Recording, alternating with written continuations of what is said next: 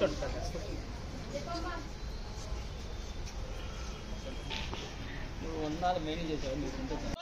గోపిరెడ్డి సుబ్బయ్యమ్మ గారు, జోహార్ గోపిరెడ్డి సుబ్బయ్యమ్మ గారు, జోహార్ గోపిరెడ్డి సుబ్బయ్యమ్మ గారు, జోహార్ గోపిరెడ్డి సుబ్బయ్యమ్మ గారు, గోపిరెడ్డి సుబ్బయ్యమ్మ గారు, జోహార్ గోపిరెడ్డి సుబ్బయ్యమ్మ గారు, జోహార్ గోపిరెడ్డి సుబ్బయ్యమ్మ గారు, జోహార్ గోపిరెడ్డి సుబ్బయ్యమ్మ గారు, జోహార్ గోపిరెడ్డి సుబ్బయ్యమ్మ గారు, జోహార్ గోపిరెడ్డి సుబ్బయ్యమ్మ గారు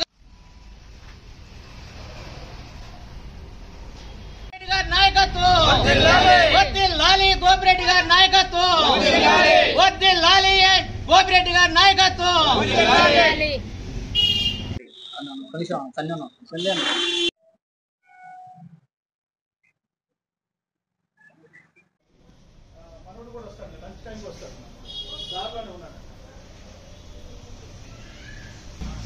చూడు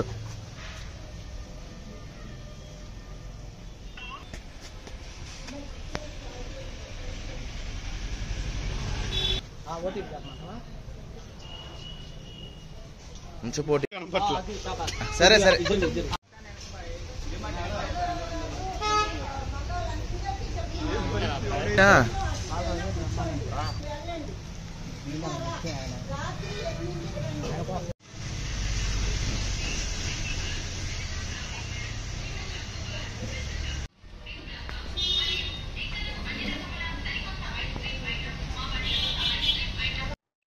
ఈరోజు నరసరావుపేట మాజీ శాసనసభ్యులు గౌరవనీయులు డాక్టర్ గోపిరెడ్డి శ్రీనివాసరెడ్డి గారి యొక్క తల్లిగారి 6వ వర్ధంతి సందర్భంగా నరసరావుపేట గోపిరెడ్డి యువసేన మరియు వైఎస్ఆర్ కాంగ్రెస్ పార్టీ ఎస్సీ విభాగం ఆధ్వర్యంలో స్థానిక ప్రకాష్ నగర్లోని హ్యాండ్స్ ఆఫ్ కంపాషన్ వృద్ధుల ఆశ్రమం నందు వృద్ధులకు పండ్లు కాయలు అలాగే బ్రెడ్స్ పంపిణీ చేసినాము.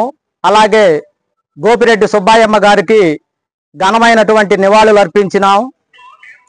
గోపిరెడ్డి సుబ్బయ్యమ్మ గారు తన కుటుంబాన్ని ముఖ్యంగా పిల్లలను ఉన్నతమైనటువంటి చదువులు చదివించి ఉద్యోగాలలో స్థిరపరిచి ప్రజలకు సేవ చేసేటువంటి భాగ్యాన్ని కల్పించినటువంటి వ్యక్తి.